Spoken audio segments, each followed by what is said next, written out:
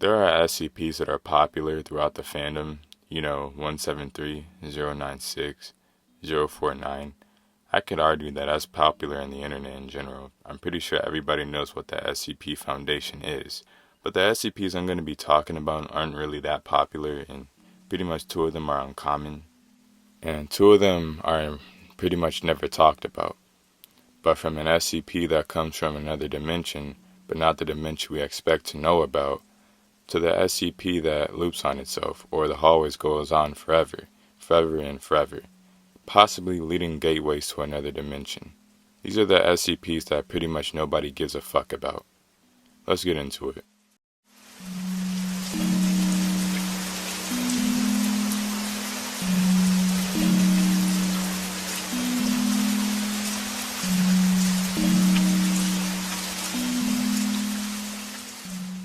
SCP-5850 is a passenger locomotive currently in transit within the United States, and has never been observed to stop or decelerate under any circumstances. SCP-5850 has plowed through all known obstructions with no loss in velocity. SCP-5850 has been observed to maintain its speed even with the absence of rails.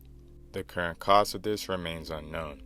Upon its discovery in 1924, this SCP maintained a velocity recorded at approximately 120 km per hour, or 74 miles per hour, and has since then accelerated to an additional 26 times to the current velocity of which way it was traveling in, approximately 145 km per hour, aka 90 miles per hour.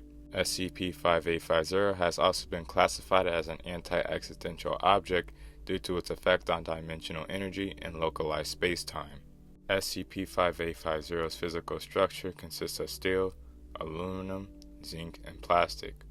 Along both sides of SCP reads Investigo Railroad Company, which spans 70% of its total length. 10 passenger cars are attached to SCP-5850, which also contains SCP-5850-A instances.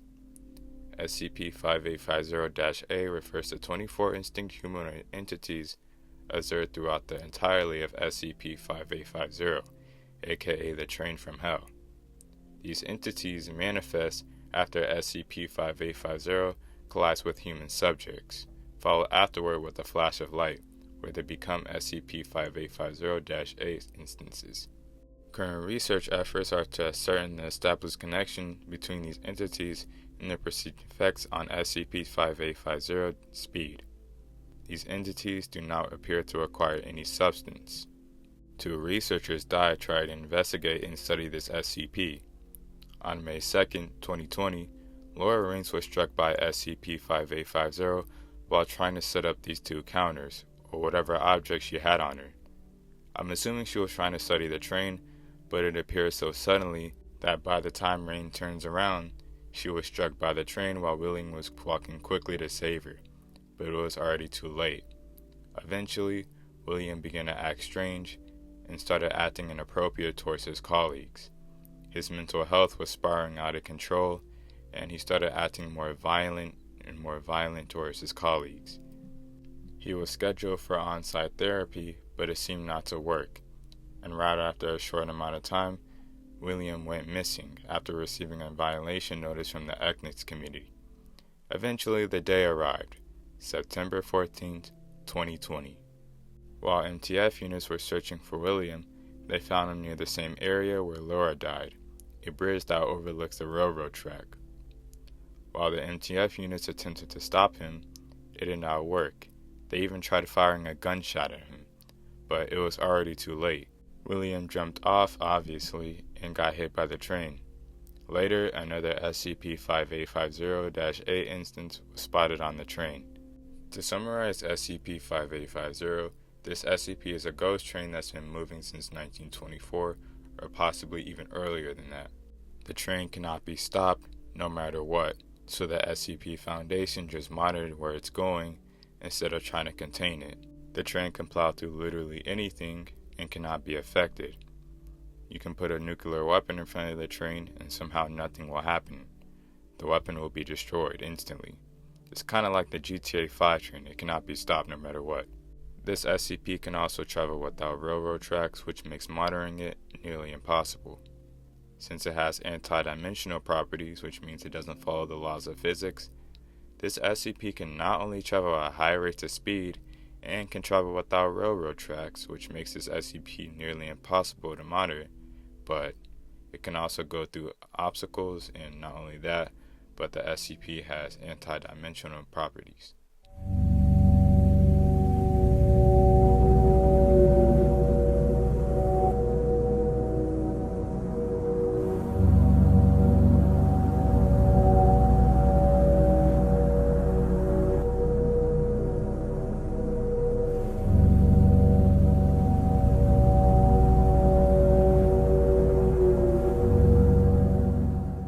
SCP-038 has the ability to clone any object that touched its bark.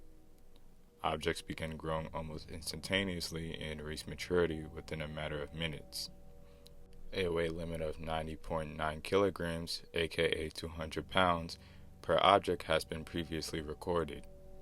Objects that SCP-038 has thus far cloned include apples, oranges, watermelons, eggplants, candy bars, snacks, foods, televisions, toasters, laptops, chairs, DVDs, cats, CDs, dogs, and people. Human and animal cloning are heavily not recommended on SCP-038 since they appear to age quickly. The majority of these clones live on average 2 weeks. Apparently, the clone SCP-173 was making violent gestures at a slow dramatic rate, and movement was showing even when they were looking at SCP-173. Man, that must be like a 1 in 1 billion chance. I've never seen a test where you can look at SCP-173 moving. That would be cool. But back on topic though, another test involved a 400-pound steel ingot that ended up becoming much smaller than its original size. The ingot was approximately 400 pounds, or 181 kilograms. When the ingot touched its bark, it cloned and shrunk to 90.9 kilograms, or, as everybody know, 200 pounds. Overall, this SCP is pretty much safe since there's really nothing dangerous about it. It can clone literally anything that touches its bark. Overall, give this SCP a safe rating, even though I haven't done it for 5850.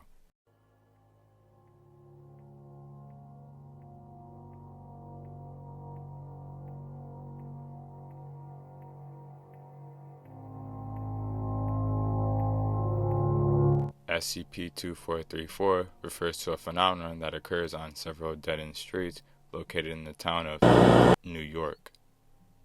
Automobiles of various makes and models, referred to as SCP-2434-1, materialize and dematerialize at the end of these streets. Instances of SCP-2434-1 are noted to appear traveling up to speeds of 100 km per hour before dematerializing, or for the American viewers watching, like me, 62 miles per hour. The average speed that these cars travel on is approximately 45 kilometers per hour.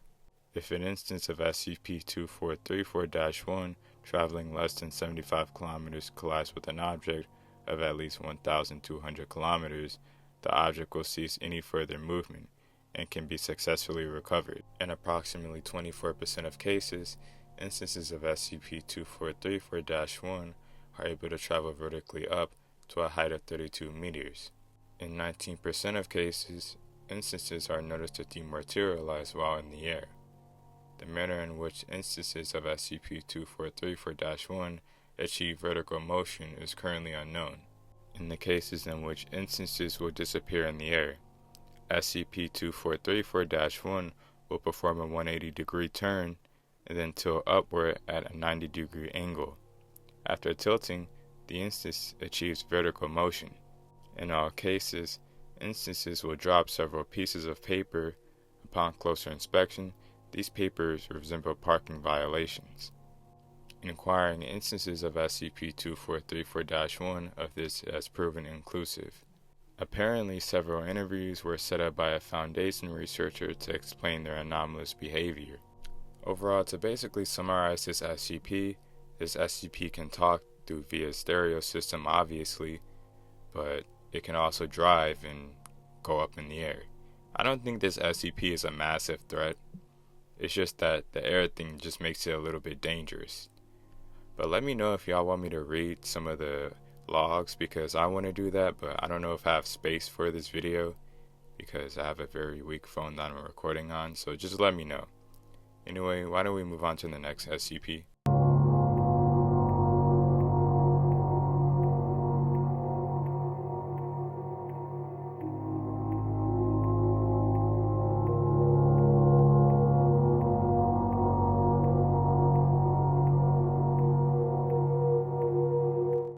SCP-970 is a spatial phenomenon wherein a collection of rooms are looped on themselves.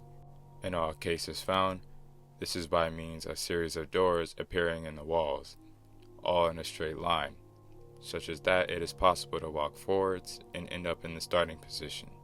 The alteration to the rooms does not affect neighboring rooms and floors. There is as if of yet no known explanation for the appearance of this phenomenon, which means this anomaly just appeared out of nowhere basically. SCP-970-1 is a cell block within Sector 19, the first example of the SCP-970 phenomenon encountered by the Foundation. It was constructed with the intent of housing D-Class personnel, and fulfilled that purpose when several D-Classes breached containment in an escape attempt. The investigation into the incident led to the discovery that a series of doors had appeared in the cell block, leading to rooms on the opposite side of the corridor. It was quickly established that the layout of the building did not support this addition, and that the rooms were following a non-standard and a weird geometry that overall just didn't make any sense. Since the incident, further such examples of the phenomenon have been discovered, of these in an 800-kilometer radius of Sector 19. One noticeable example was found within the western wing of. In this instance, the Foundation was unable to acquire the affected site, and local authorities proved untraceable and hostile when recommendations on security were made. The matter was resolved 6 months later, in a violent coup which saw the destruction of the building, resulting in was eventually contained by Mobile Task Force RH0-A and PI-1, supported by the rebel forces. Overall, these SCPs were pretty much underrated to read. They were cool.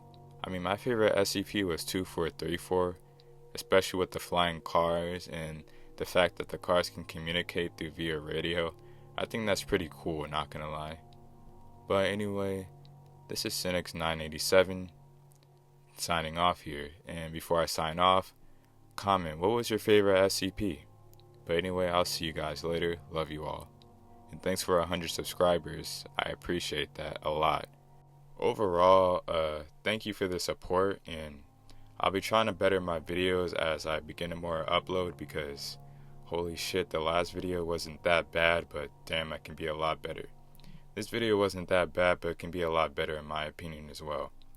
Anyway, this is Cynics987, and I'll be signing off. Goodbye.